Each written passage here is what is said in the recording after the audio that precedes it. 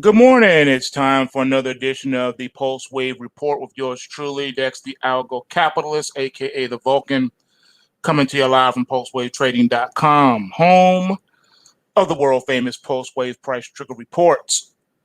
I have to tell you, we knew this day was coming and it finally has arrived.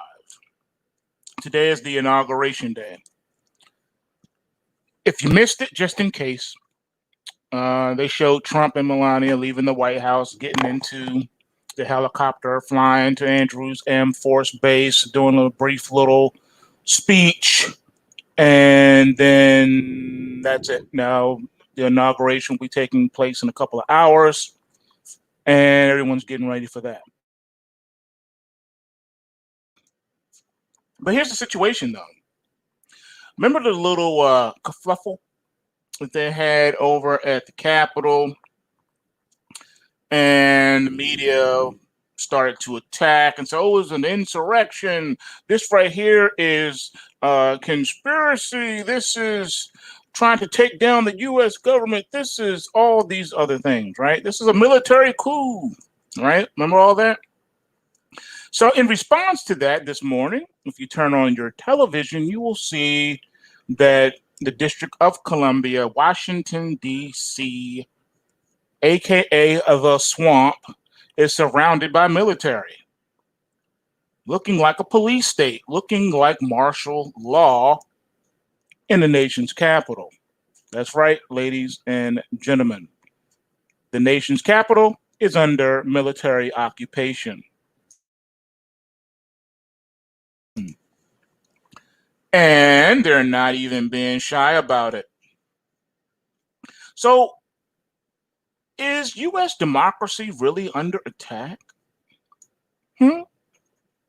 Well, according to talking heads, they're recommending internet censorship and pushing for regulations on media and new domestic terror laws and literally anything they can possibly think of except changing the conditions which gave the rise to Trump in the first place.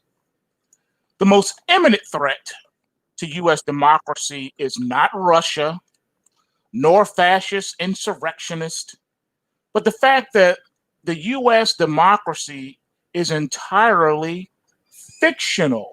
Let that marinate for a minute. Fictional. Saying U.S. democracy is being threatened is like saying Grinches are critically endangered species. The previous president intervened in the primary to appoint his right-hand man as his chosen successor. That successor will be installed in a 5-day star-studded celebration surrounded by a sea of barbed wire and heavily armed soldiers. What? Democracy is under attack? Exactly. No, the Capitol riot was not karma for America's international coups and regime change interventions over the past several decades. No, karma would be the U.S. actually reaping what it sows. Karma would be the U.S. government toppled and replaced with a foreign puppet regime and millions of Americans killed. Karma would be tens of millions of Americans displaced by widespread violence. Karma would be the U.S. becoming a failed state where people are again sold as slaves. Karma would be nuclear bombs dropped on U.S. cities. Karma would be Americans starved to death by crushing sanctions. Karma would be America's forest soaked with Agent Orange. Karma would be mass executions of Americans in sports stadiums. Karma would be massacres of entire towns, men, women, and children. Karma would be foreign soldiers raping and killing civilians with impunity. Karma would be foreign-backed extremists mutilating Americans to death and publicly displaying their corpses. Karma for U.S. interventionism would be for America to collapse and burn in chaos and torture. That would be karma. That would be the chickens coming home to roost. I'm not saying it would be a good thing if all this happened. It most definitely would not.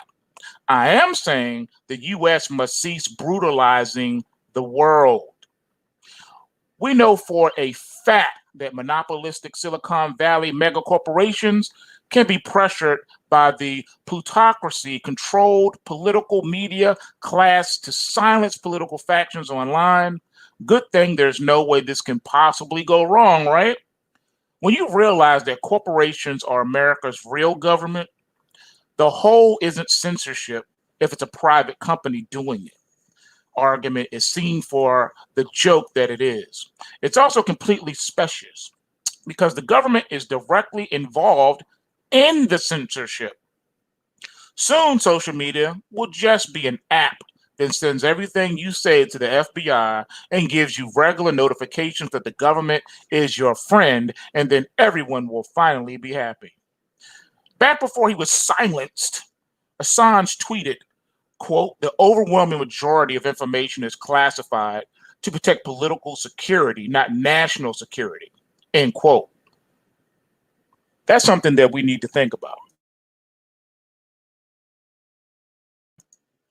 So going forward, these are facts and truths that we need to really keep in the forefront of our minds. It's never been about national security. It's always been about political security.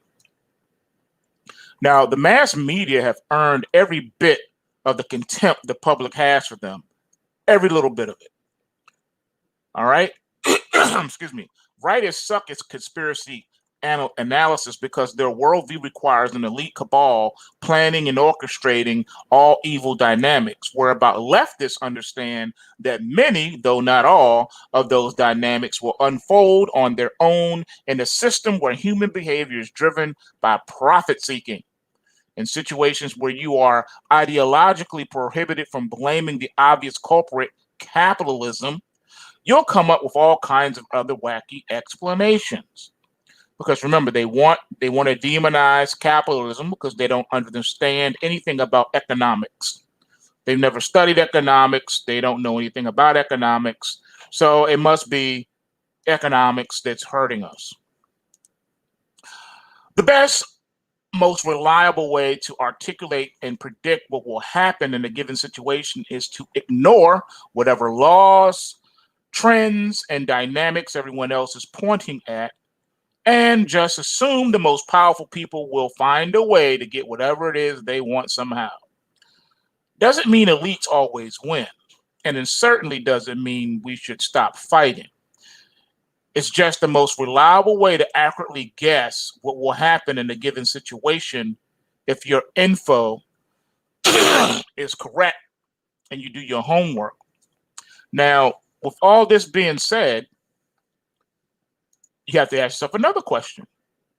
Why do we have a situation this morning in the nation's capital being occupied by military? Perhaps someone needs to send a memo to the FBI and the U.S. attorneys in charge of arresting and prosecuting the people involved in the January the 6th melee at the Capitol. At this point, all I see is these people are being charged with offenses like trespass, disorderly conduct, and theft. Now, judging by what leftists are saying and what the mainstream media is reporting, these people should be charged with treason, insurrection, revolution, rebellion, invasion, terrorism, and an attempt to violently overthrow the government of the United States. Well, if that's true, then how come the Justice Department doesn't realize that? Or at least not yet. In fact, I'm surprised that leftists in the mainstream press aren't insisting that all the protesters, including those on both the inside and outside of the Capitol, be charged with a gigantic conspiracy to violently overthrow the U.S. government. Maybe they're concerned about being labeled conspiracy theorists. One of the fascinating aspects of this supposed attempt to conquer the U.S. government is the small amount of bloodshed. In fact, only one person was shot during the melee. That's incredible. When you think that revolutionaries would enter the Capitol with all guns blaring, including M16s, AK-47s, and Glock semi-automatic handguns? Well, the left has an explanation for this phenomenon. Washington, D.C., strict gun laws. You see, the idea is that the reason that the revolutionaries didn't commit a mass killing in the Capitol like Columbine was because DC has very tight and restrictive gun laws. They restrict people from openly carrying guns. Don't believe me? Take a look at the article by Kevin Cullen, a columnist for the Boston Globe. According to him, that's the reason that the insurrectionists didn't shoot people during what he calls the push. If that's not a testament to what the government's control over education does to people's reasoning ability, I don't know what it is. What about the one person who was shot? That was a woman named Ashley Babbitt, a 14-year Air Force veteran from California. She was shot by a Capitol police officer as she was being hoisted up to the rim of a broken window inside the Capitol. Babbitt wasn't armed, and she wasn't assaulting anyone at the time she was shot dead. She wasn't threatening anyone, including the person who shot her. It's standard law that law enforcement officers are permitted to use deadly force only in very limited circumstances, primarily when they are in reasonable fear that their lives are being threatened. An offense such as disorderly conduct, theft, and trespass don't justify the use of deadly force, except trespass into one's home if you're in your stand your ground state. So why did that Capitol Police person shoot Ashley Babbitt? We don't know. And unfortunately, the left and the mainstream press are not demanding an explanation, much as they do correctly when an unarmed black person is shot and killed by the cops. That hypocritically indifference to Babbitt's life could conceivably give rise to a wider use of the phrase among white nationalists, white lives matter too. 2 other people died in the melee from heart attacks. That's amazing. Wouldn't you think that people who were set on a course of conquering the U.S. government would go and get a physical before attempting this monumental feat? There was one police officer killed during the melee. He was killed when someone hit him in the head with a fire extinguisher. No doubt that person will be charged with murder. Time will tell whether they actually intended to kill the officer or whether he is guilty instead of manslaughter or negligent homicide. The reason for the Capitol melee revolves around the protesters' conviction that Joe Biden won the presidential race through massive fraud, a claim that the left and the mainstream media has poo-pooed from the beginning. Now, there is no doubt that Trump and his supporters have failed to produce the evidence of fraud that would be necessary to overturn the election because the states smacked it down. The court said they refused to hear it. You can't have a trial if the courts say we're not even going to listen. We're not giving you your day in court. You can't do that. The Supreme Court said, oh, we're not going to hear it either. We're not hearing the case. But what I have found fascinating is how the left and the mainstream press have jumped from that fact to a firm conclusion that there was no massive fraud. How can they know that? It stands to reason that just because fraud hasn't been discovered doesn't mean that it didn't occur. I think most everyone agrees that there were some very unusual anomalies in this election, one that would raise anyone's eyebrows. That doesn't necessarily mean that there were fraud. Of course. But it does mean that such anomalies require careful scrutiny and examination to make sure that there wasn't fraud. Would it have hurt anything to launch a full investigation? Would it have really hurt? No, because guess what? Those individuals in question were not cooperating anyway and would not have cooperated. So it would have been tied up in court forever anyway. Now, this is where the mainstream press has failed America. In a genuinely free society, people depend on an independent press to investigate matters like this. Unfortunately, that's not what happened here. Instead, the mainstream press simply repeated the same mantra. Trump's baseless claim of electoral fraud. That's all you kept hearing. Didn't matter what channel you turned to, that is the quote you heard. Much like a flock of mockingbirds on a high wire singing the same tune in unison. That's because they get their script from a teleprompter that's given to them by the federal government. But I guess people are too dumb and too stupid to realize that.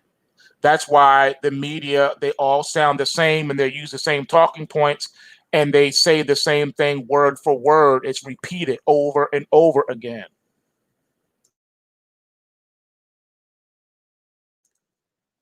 Just something to think about. Now, this especially applies to reporters in the mainstream press because their job is to report the news, not render their own opinions. Yet every mainstream reporter refers to Trump's baseless or false claim of electoral fraud. Now, it's one thing to say President Trump has alleged electoral fraud, but so far he has not provided any evidence of it or not been allowed to provide evidence or not being allowed the opportunity for the courts to hear said evidence. It's quite another thing to exclaim President Trump's baseless claims of electoral fraud in the first sentence. The reporters are simply reporting the facts. In the second sentence, they are giving us their personal opinion. And yet again, personal opinion is being used as fact. And how can they be certain that there wasn't fraud, especially when they haven't investigated the matter? There's been no real investigation. I think the mindset of the mainstream press revolves around the concept of inconceivability. They simply cannot conceive of the possibility that a Democrat candidate would engage in fraud, and therefore they feel comfortable in reporting that any claim of fraud is baseless or false. In fact, I think their deep hatred for Donald Trump gives them a blind spot on the issue of potential fraud. Whenever they suspected Trump of fraud, there was always some federal formal investigation. There was always some committee. There was always an investigation. But when he wanted investigations, there was no investigation. Yet that flies in the face of facts that are contrary to the mindset of inconceivability. All right? But it doesn't matter because we live in a world, in a country where people have been lobotomized through public education.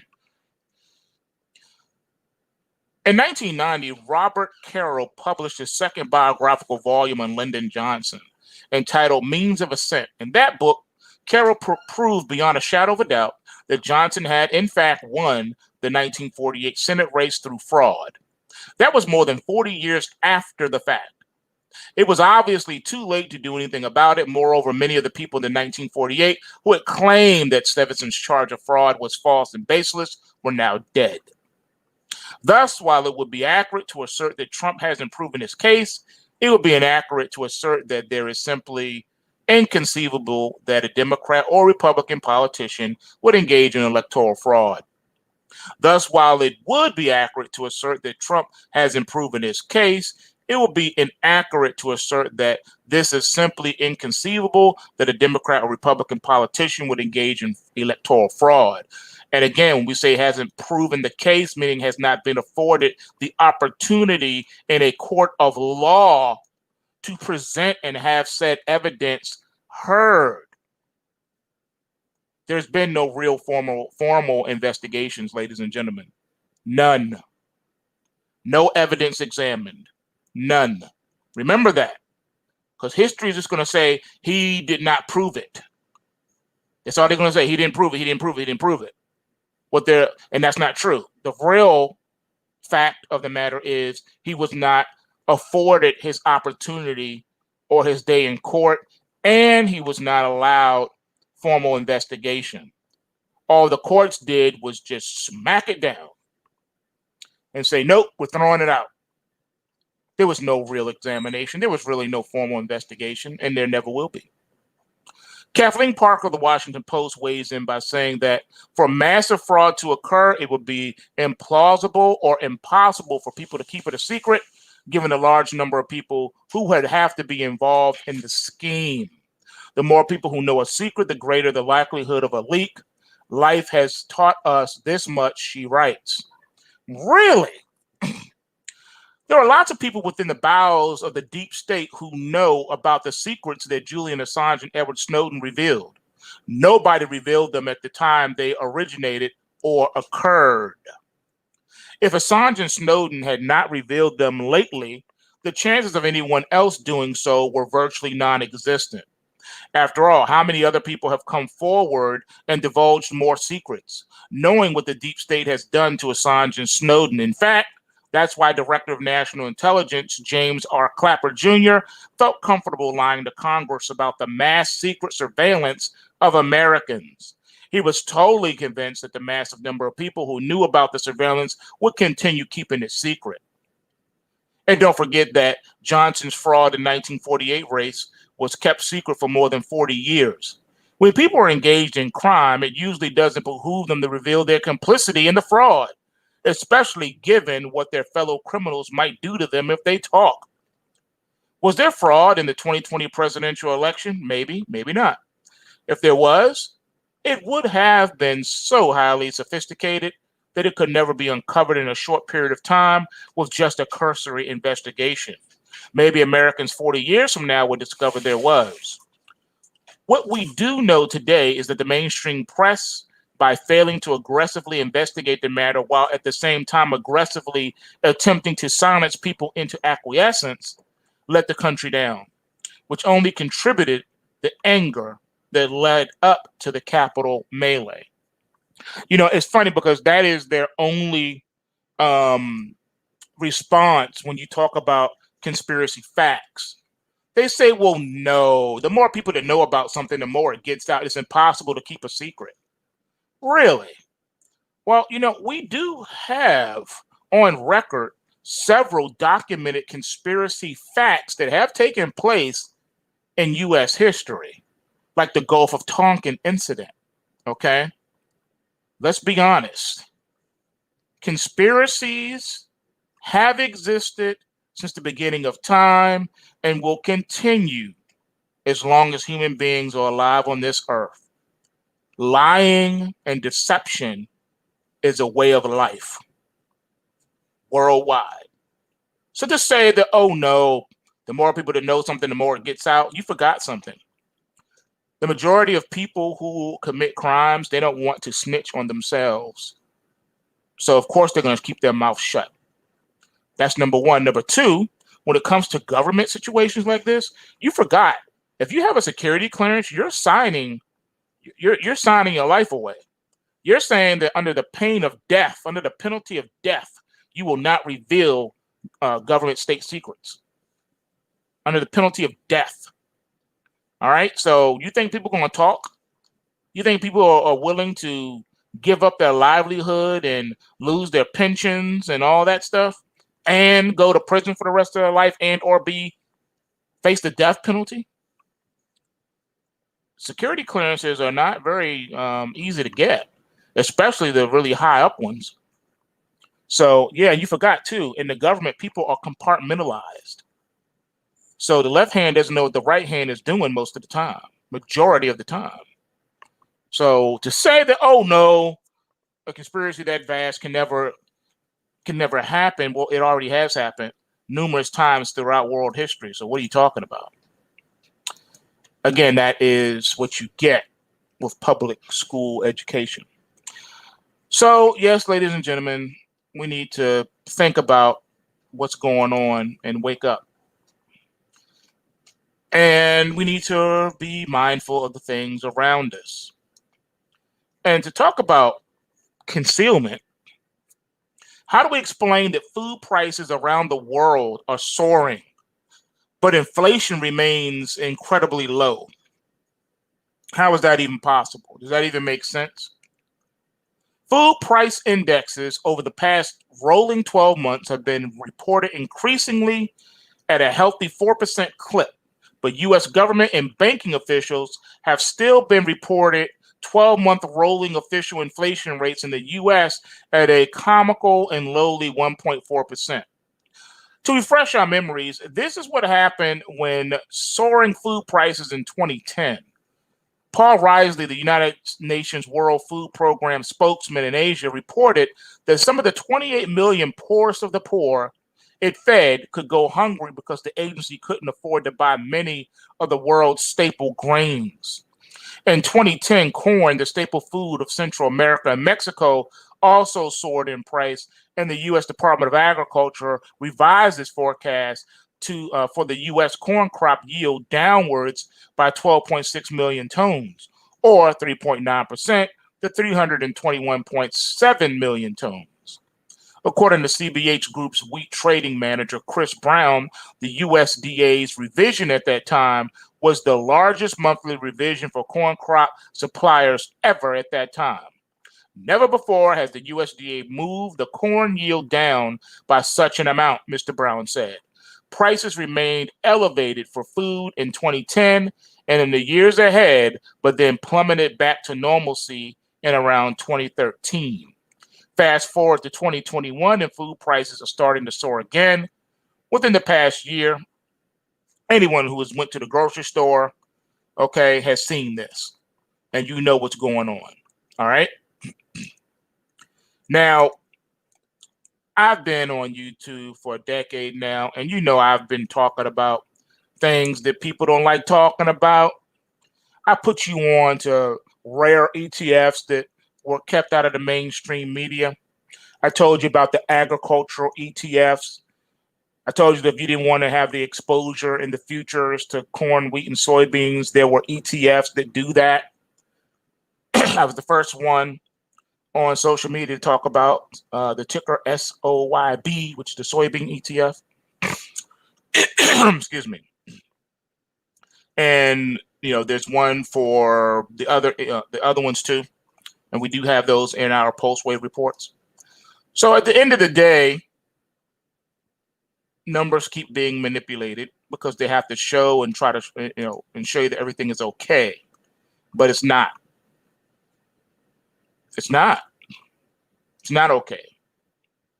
Here's someone using critical thinking, which is refreshing in this day and age. Did you know that Turkey has put their foot down? They've turned the tables on Twitter, saying that they will not allow digital fascism in their country. Turkey's prognostic president has never been shy about taking on foreign and domestic enemies, whether it be currency traders shorting the lira, his own central bank, or big tech companies.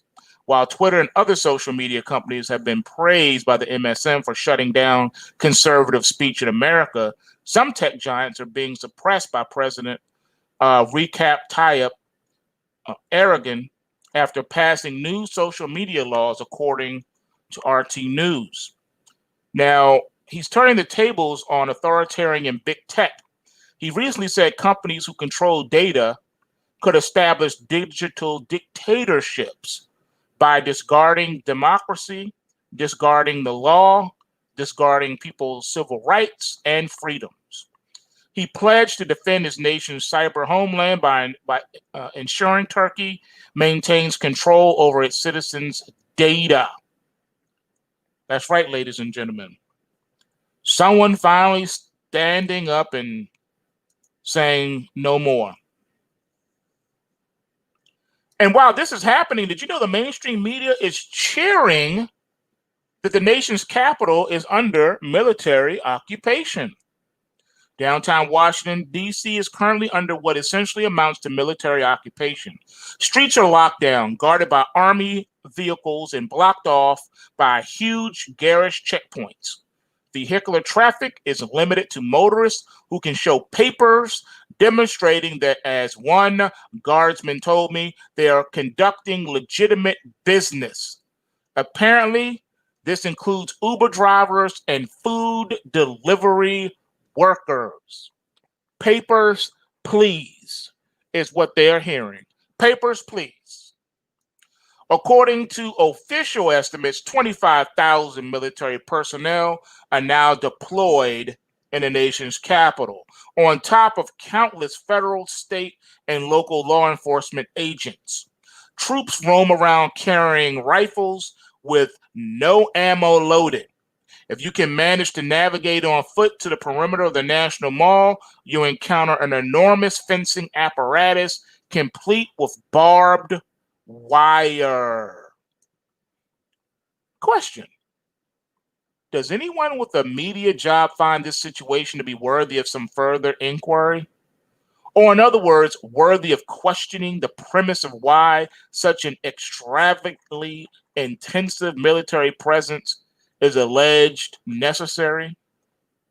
Is it proportionate to the scale of the purported threat? Has the nature of the threat itself, whatever that might be exactly, been adequately probed to determine whether it is grounded in reality? Already, a bunch of purported threats initially trumpeted across the media with the usual five alarm, five hysteria have dissipated in short order. So there is perhaps some reason for doubt in that regard. Instead of applying a modicum of skepticism to this gigantic show of military force, much of which appears to be security theater in its purest form, our vaunted media is doing little other than cheering it on. And of course, inflating the threats being cited as justification for it, they can repeat over and over and over again that which occurred on January 6th at the Capitol was an attempted coup, and therefore everything and anything is justified to retaliate. But everyone with a brain by now should be able to recognize that the government was never at a greater than 0% risk of being overthrown that day. Fear-inducing terms like insurrection, domestic terrorism, seditious conspiracy, armed rebellion, and others have been marshaled intentionally to ensure the public to extreme actions such as the swiftly executed corporate censorship purge and now the transformation of the country's capital into a military fortress. It's doubtfully odd because the deployment of military personnel to various cities last summer, though generally welcomed by locals and intended to quell what had genuinely been a sudden outburst of destructive chaos, was depicted by media members at the time as the rawest incarnation of violent fascism. The New York Times nearly imploded in a spasm of wild outrage. Suddenly, though, this unprecedented militarization of D.C. is greeted by the same media hive mind as the triumph of good over evil, light over darkness. It's almost like the ultimate variable is not principled apprehension about the force of the state, but whose political priorities are being defended by such force and who is being punished. Something to think about, ladies and gentlemen, as this day proceeds.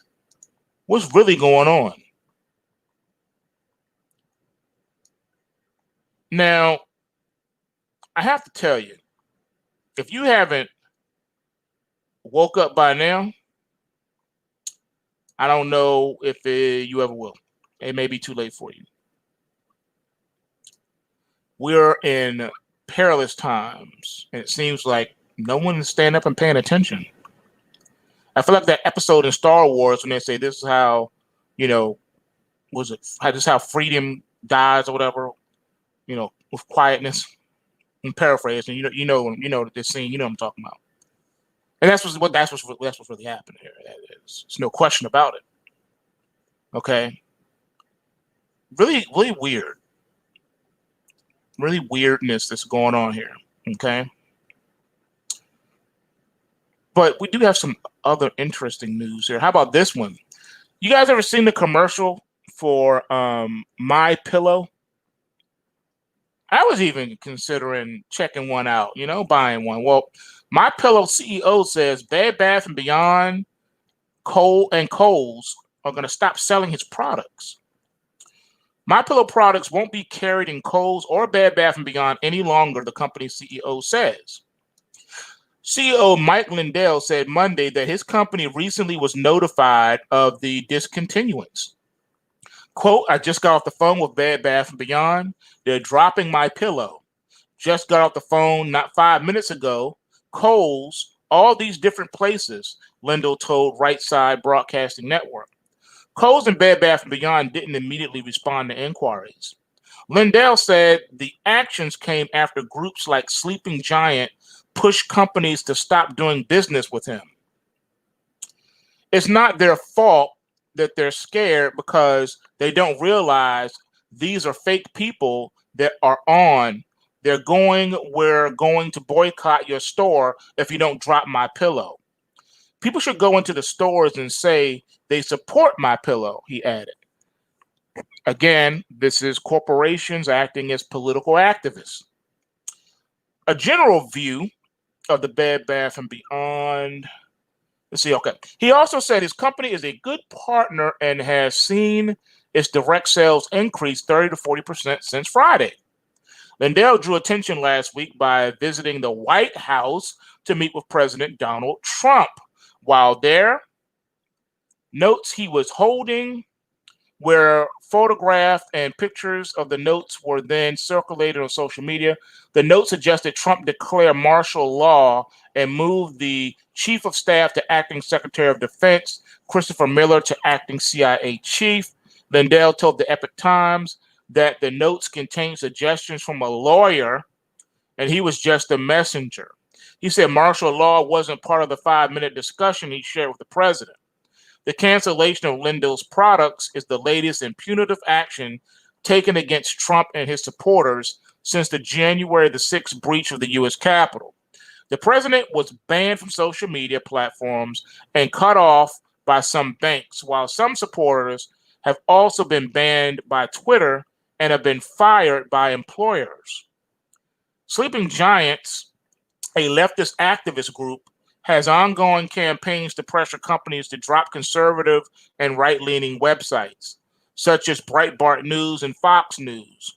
On Twitter, it trumpeted the news that Bed Bath & Beyond and Kohl's dropped my pillow, claiming Lindell played a part in motivating the breach of the Capitol by questioning the results of the 2020 election. Honestly, how awesome would it have been if we started selling Sleeping Giant pillows? It added. Man, this is just gone too far. This whole cancel culture thing must be stopped. This is crazy. Because now, basically, if you speak out against the narrative, you can be canceled. They sick their apparatus on you. This is crazy, man. But it gets crazier. The U.S. has cut off telephone lines to Russian consulate in New York the day before the inauguration. Russian state-run news agency IRA is reporting that the U.S. has switched off to telephone lines to Russia's consulate in New York. IRA cited officials of the Russian diplomatic mission who further said there has been no connection for more than a day. However, RIA gave no further details. Speculation abounds given the timing of the apparent phone switch off, coming a mere day before Joe Biden's inauguration.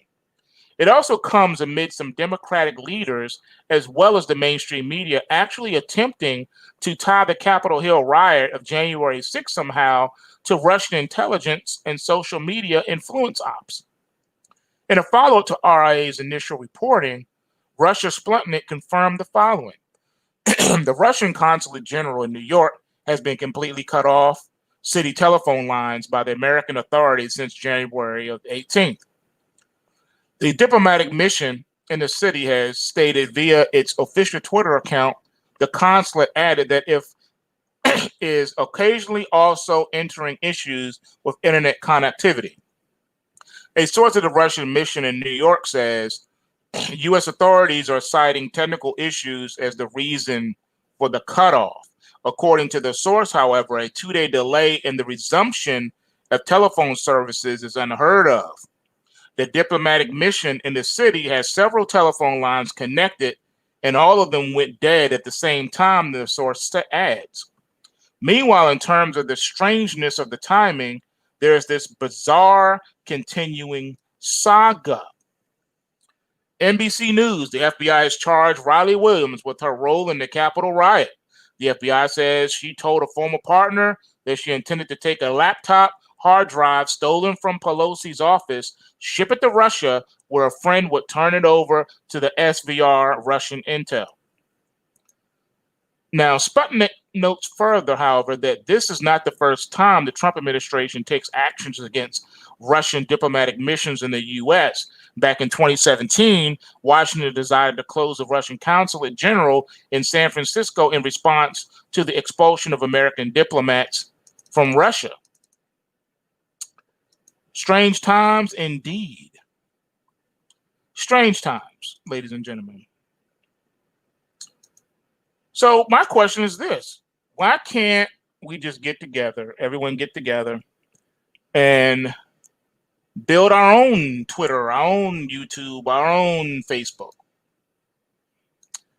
Well, the balance of two opposing forces, military industrial surveillance capitalism and progressive cultural hegemony, once formed an equilibrium that gave the average Joe some options in life. That equilibrium was on its way out for a while, but it collapsed with the Capitol riots. The progressive camp has swallowed up its rival, or maybe the other way around. Anyway, who cares? Does the supposed director of this absorption tell us much besides the team affiliation of the one opposing it? We're seeing the beginnings of what unambiguous power looks like. Corporate donors are dropping the GOP, throwing away an intimate, decades-long DDIG relationship. But perhaps more important is the wave of unprecedented internet censorship that included the digital death penalty for Trump and his allies, and also for any users who continue to make claims of election fraud. This was seemingly coordinated among the entire now private public square, and private companies are, of course, allowed to do whatever they want. Average Joe might feel like he's living on the edge of a knife. Don't like it? Why not just create your own social media website that competes with Twitter in moderation policies? This is America, right? Home of the free and the brave, right? But to make an apple pie from scratch, you must first invent the universe. Here are the interconnecting layers of the internet that you'll need to recreate yourself. Well, first of all, the easy part, right? You got to build your own website. Scattered across the infamy spectrum are a few attempts to just build your own Twitter. Building a website in and of itself is pretty easy these days, since there are open source options that cost nothing and no code services that can be bought. Both result in minimal technical work on your end. Gab was founded in 2016 as a free speech alternative to Twitter. The only content that's restricted is content that violates the law, because the only people who really benefit from a neutral content policy are cultural, radioactive right-wingers. The user base quickly spiraled into a den of far-right villainy. Consequently, it was booted from the Google Play App Store in 2017 and never made it onto the iOS App Store. Parler, for reasons that escape me, tried the same thing as Gab, but expected it to work. This Twitter clone was founded in 2018 and was marketed to conservatives as a place free of partisan caprice. The typical user seems to be somewhat less racist than Gab.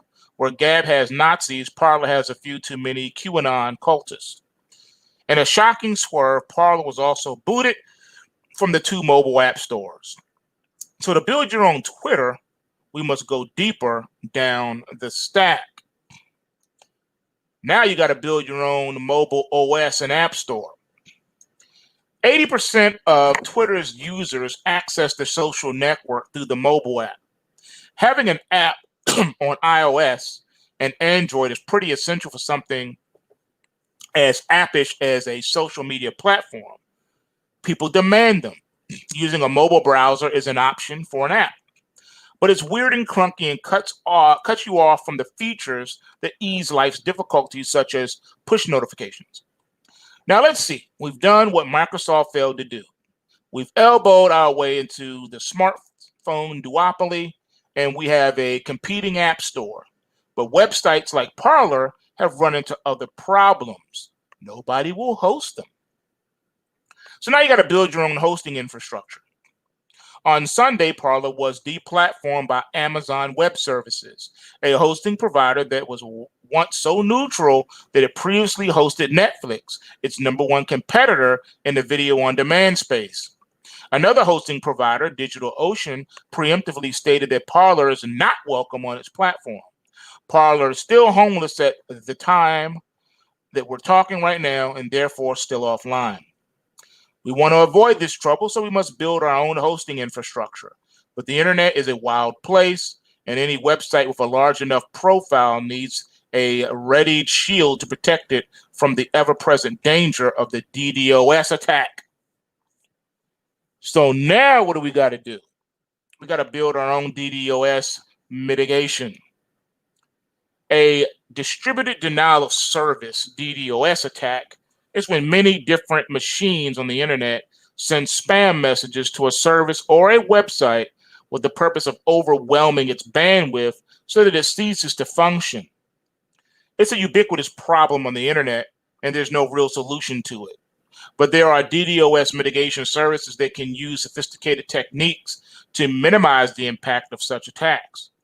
Without such a service, a website could be taken offline by anyone in the world who is sufficiently motivated and skilled. 8chan, an image board type social media website where many failed predictions were made by QAnon himself, was dropped by DDoS protection services Cloudflare in 2019 because of pressure from the press. This was essentially a death blow to the website, which isn't reachable at the time that we're talking today. So we built our own. Our own website is protected now, but what if we don't even have a domain name? Well, now you got to build your own domain registrar. The domain name system DNS is like a phone book for the internet. Human meaningful names like twitter.com are correlated to the machine meaningful IP address of the servers that host websites. A domain like the AmericanConservative.com is easy to memorize and manage by a person, but it needs some technical infrastructure to associate it with an actual machine on the network, which is identified by the machine meaningful IP address of 104.18.53.233. Private companies called domain name registrars reserve and allocate domain names to websites.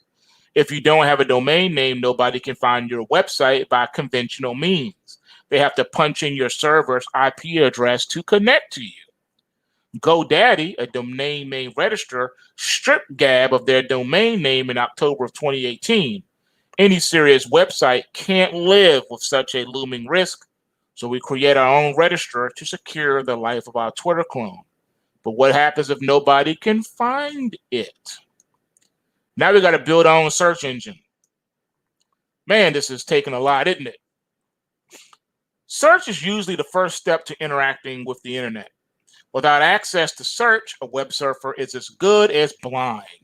Without being searchable, a website may as well not exist, domain name or not. Google search controls 90% share of the internet market. I didn't know that. But yes, Google controls 90% share of the internet market.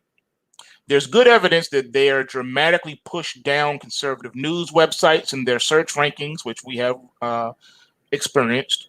This is compounded by the fact that Google publicly admits to using human raters to categorize websites on search in terms of expertise, authoritativeness, trustworthiness. Do dominant politicized narratives of truth and authority affect the judgment of these human elements? A leaked exchange within Google indicates that this is likely.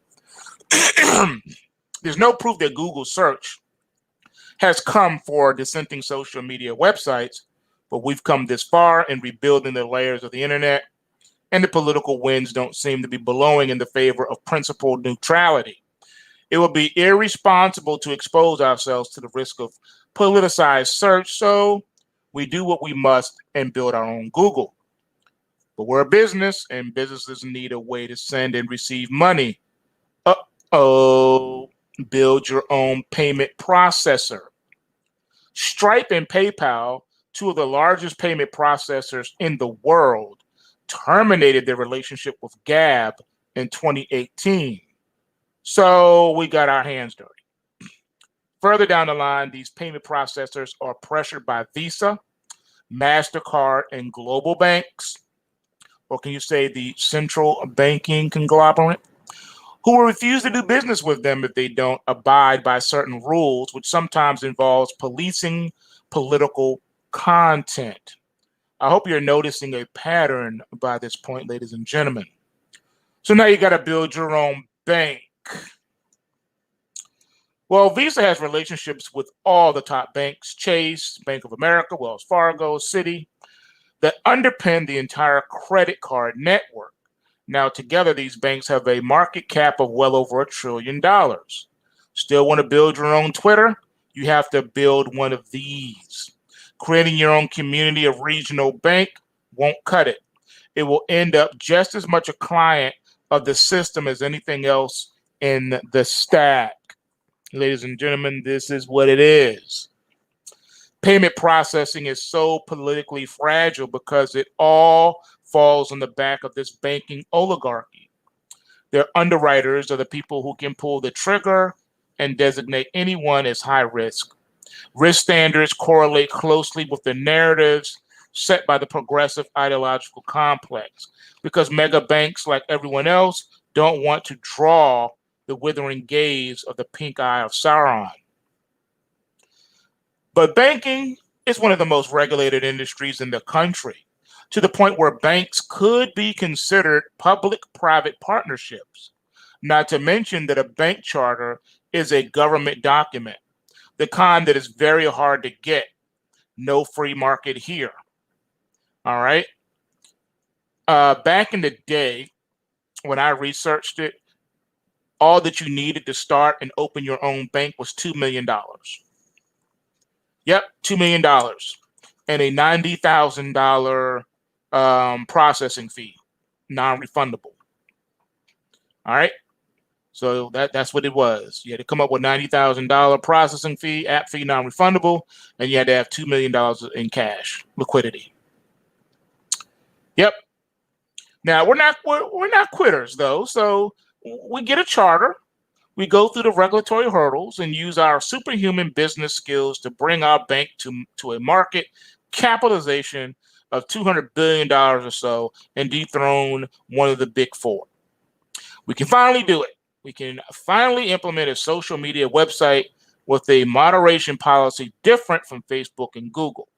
We acted on the advice of very smart online commenters and simply out-competed every multi-billion dollar and multi-trillion dollar company at every layer of the internet and financial sectors of the global economy. Voila! All it took was creating a vertically integrated monopoly, the likes of which the world has never seen, but not so fast. There's something called Operation Choke Point, right? Operation Choke Point. It's one of many ways that the federal government circumvents legal limits on its ability to crack down on its enemies by compelling private companies to do it for them. By 2012 and 2015, firearms dealers, cryptocurrency firms, political radicals, and many others felt the smothering hand of the Department of Justice indirectly by way of the banking industry. Even though it's been officially ended, Operation Choke Point produced a chilling effect in the financial services industry. It's basic business logic to hedge against regulatory risk. We've come so far, but not quite far enough.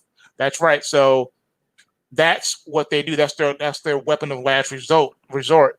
It works better than a nuclear bomb. All you do is cut off the banking, and then you cut off the money. So what do we have to do in order to have all this going? Now we got to build our own government. Here we are at the bottom of the stack. Here we find enlightenment. Everything is interconnected. No company is truly private, and the government is laundering political favoritism through several degrees of separation. There's no escape from this web of independence. It's just like the acid trip told us. We hinted at ways that the federal government deputizes private actors to circumvent constitutional limits of its power and authority. But there's more. Business face legal penalties in the form of hostile workplace litigation if they don't police employee speech, very often in a partisan direction. This results in the ideological homogeneity where we see in the corporations that define the public perception of reality, such as Google and Facebook. These rank and file employees, not top executives, are the ones who demand more radical policies of political policing and deplatforming. Remember the unity of everything. With cultural domination in one hand and financial muscle in the other, power is assuming its final undivided form.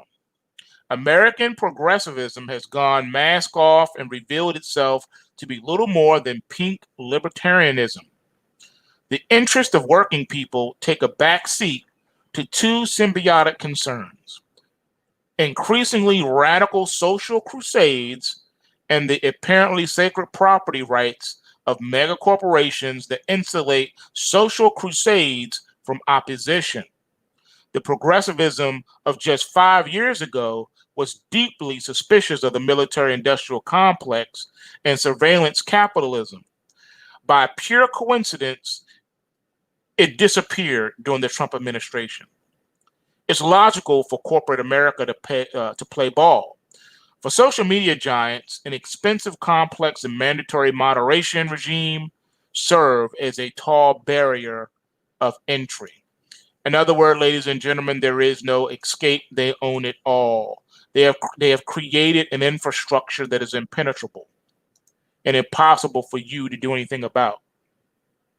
Even if you were to stake out your own little piece of land and created your own country, remember, at the end of the day, we still live in a savage world. Technology helps hide that, all right, along with some sophistication and politeness. But savagery still exists.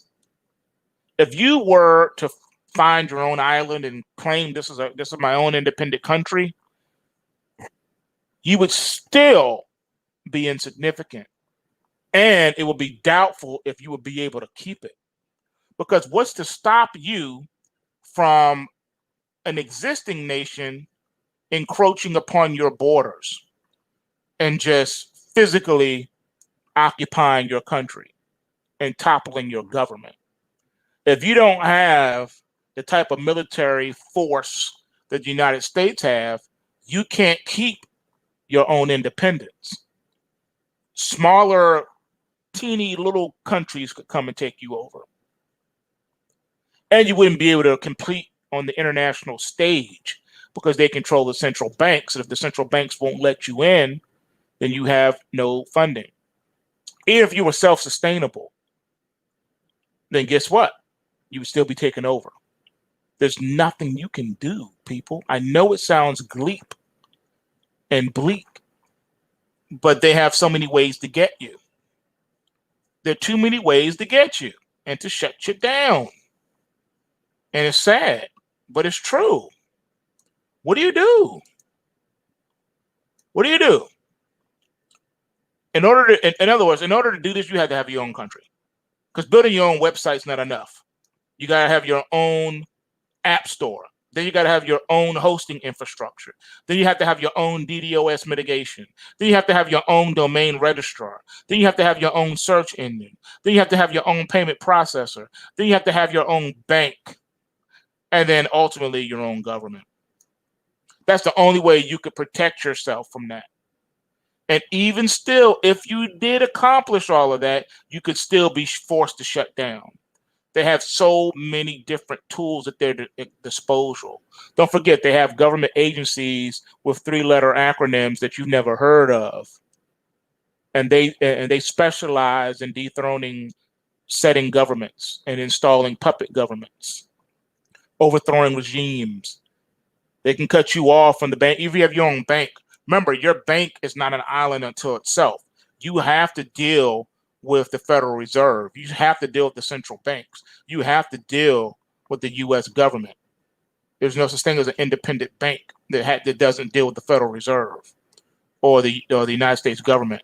All they got to do if they feel that you're a threat is to say national security, and they can approach your facility with the military and force you to shut down and take you out in handcuffs.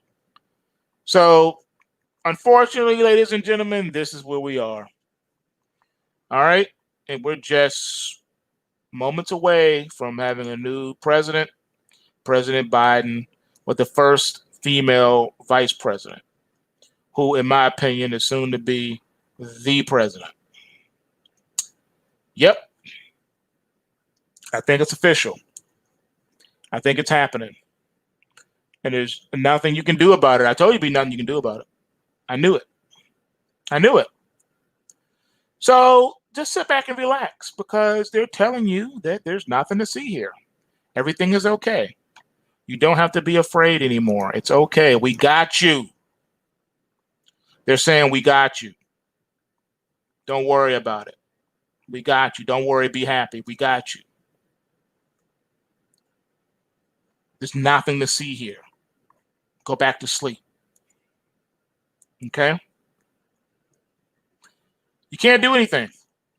And they flexed and showed you that you can't.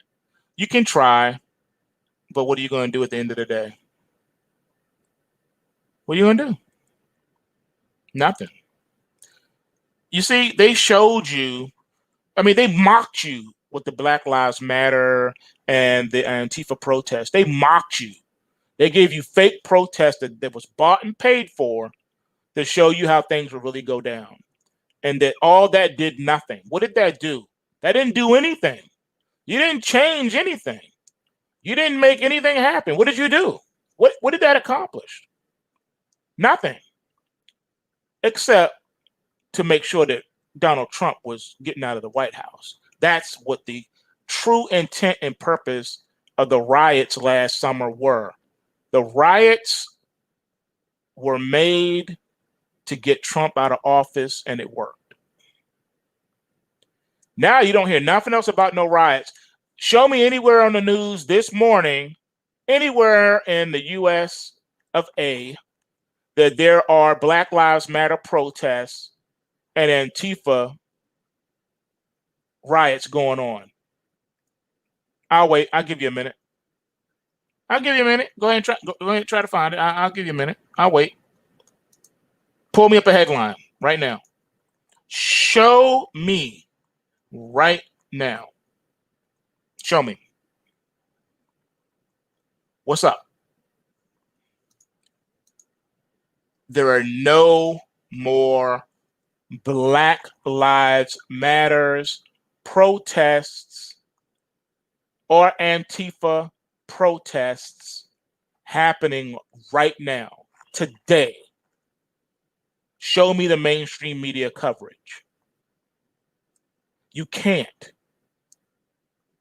You want to know why? Because they were tools of this now new administration. They did their jobs. Now they go home. And here comes your new president to be sworn in. Ladies and gentlemen, it happened. It was official. I knew this was going to happen. And it's happened. And there was nothing anyone could do about it. Everyone was taken by all the fake stuff. And the U.S. government is good, man. They're good. They know how to deal with you. And it's been successful. They got you to basically shoot your own self. They didn't have to do it. You did it for them. No more Black Lives Matter protests. I guarantee you, you can mark my words this day, that during this Biden-Harris administration, there will be no more Black Lives Matter protests. There will be no more Antifa protests in the USA. That ship has sailed. The useful idiots served their purpose, and now they're no longer required, so they get to go back into their little corners wherever they came from, back into silence and obscurity. Yep. It is what it is, ladies and gentlemen. I know it's crazy. It's hard to believe. I know it's hard to believe. I know it. I know it's hard to believe, but we got to believe it. All right. So with that being said, this is where we are, ladies and gentlemen. Everything's fine now. There's absolutely nothing to see here. Okay? Go back to sleep. The riots are over. You're not going to hear anything else either about the COVID numbers increasing.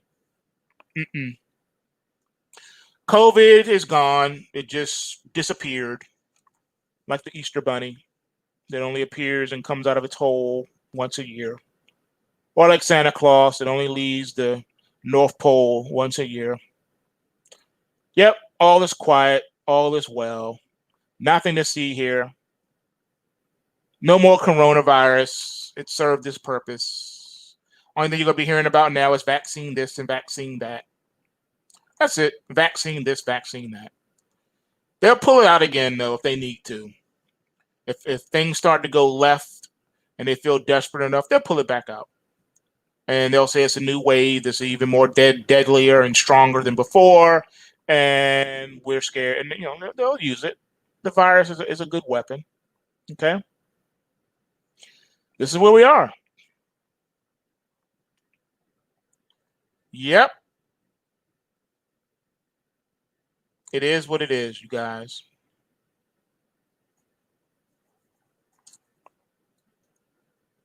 I don't know what else to tell you. I really don't. I don't know what else to tell you. I think they've put the icing on the cake with the normalcy bias. And here we are. It's all over. Game over. Go back to sleep. All right, ladies and gentlemen, you know what it is. Bulls make money, bears make money, and pigs get slaughtered. So remember to take what you can and give nothing back. And remember, go to PulseWaveTrading.com, sign up, come learn how to break bread with us. The markets are going to be rejoicing for Biden being sworn in. Expect at least a couple of more weeks of extreme stock indices rallying. Yeah, I think it's going to continue to happen. They're going to celebrate their victory, their coup. So the markets are going to go gangbusters. Yep. It is what it is. Till next time, folks, remember, PulseWaveTrading.com. I'm out. Peace.